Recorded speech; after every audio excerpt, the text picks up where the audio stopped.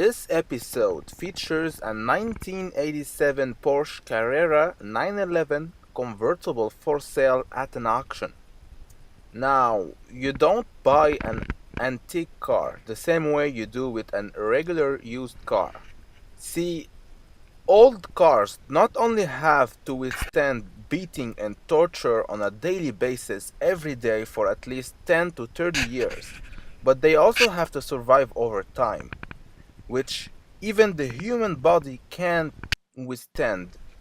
We all get old, our body degrades, and we start becoming weak, slow, and rusty. You know, on Earth at least, nothing is spared from degradation over time. So, while regular used cars are more about making sure everything works properly and nothing has been damaged through crashes or floods, here in a vintage car, it's only about making sure the car can still withhold her own self from becoming a heavy pile of scrap. Now, here are the steps when buying a classic car.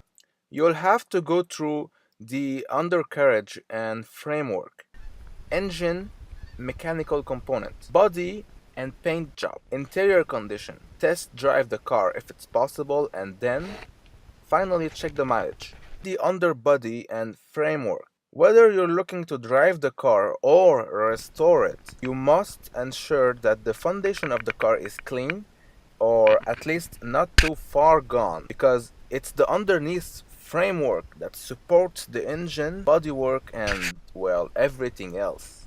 Check the front frame supporting the engine. Check the middle section, basically underneath the seats and all. Finally, check the rear section under the trunk area. Once you're convinced the frame is clean enough, move on to the next step. Engine and mechanical components. I would suggest you move on to the engine bay. You always have to keep your eyes open for how clean it is. Oil leaks. Engine, transmission, even the differentials can leak oil throughout time and mileage. Oil leaks can be caused by dried rubber gasket, which throughout time will allow liquids to pass through. Oil leaks can also be caused by wear and fatigue on the metal parts. Basically, throughout mileage, mechanical component will start leaking oil. There is something in science called fatigue. Fatigue is caused by repeatedly applying loads over and over and over again. Some parts, whether it's plastic, rubber, or metal, they all suffer from fatigue. There is only so much those parts can take over a 10 to 30 year period. Cold start. Now, start the car. Sometime when you're starting an old carbureted engine, it may die after a couple of seconds. On a normal car, a used car, it would probably be a deal breaker. But on old car like this one, it's usually because the car doesn't have a choke on the engine. The thing with carburetors is that they don't operate at their full potential as long as they don't reach normal operating temperature. In order to accelerate the process, the shock are closed for the couple first engine stroke. Now, this may be useful, but all carburetors aren't equipped with it anyway. In this case, the car is equipped with a 3.2 liter 6-cylinder flat engine with fuel injection, so it should start right away, except that for some reason the keys aren't available right now, so let's move on to the next step.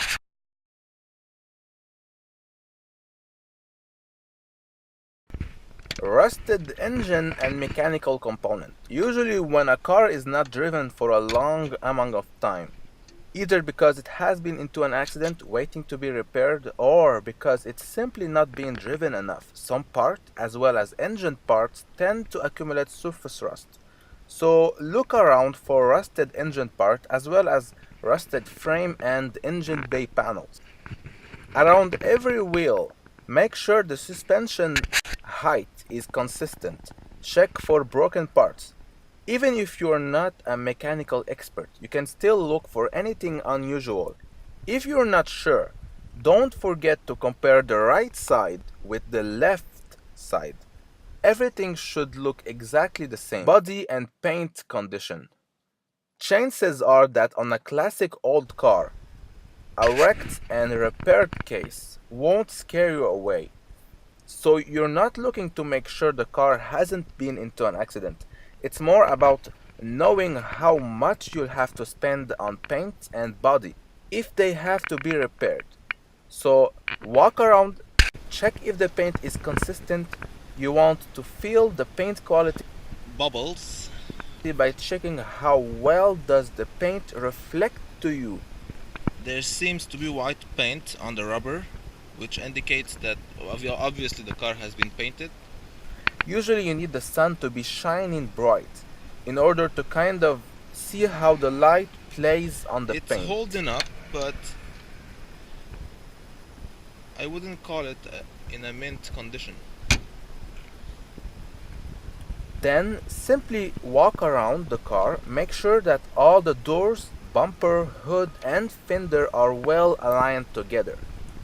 Also check for any scratch, dings, broken part and rust. Interior condition. Dried out rubber can suddenly allow water to infiltrate inside. Your windshield, doors, and windows are all surrounded by rubber, which over a certain time period will weaken and need to be replaced. So start by smelling. Water over time can cause smells of mold inside the car or moisture, which is very common. I have seen it a lot, especially on old American cars. It indicates that you may have a problem of water leaking inside the cabin. Windows and sunroof. You want to verify that all the windows and the rooftop are closed tight and properly. Check if all the windows are working, open them up and close them down. Do the same thing with the roof. Make sure the opening mechanism are working as they should. Again, because in this case we don't have access to the key right now, we won't be doing that. This plastic probably need to be changed. It's too blurry.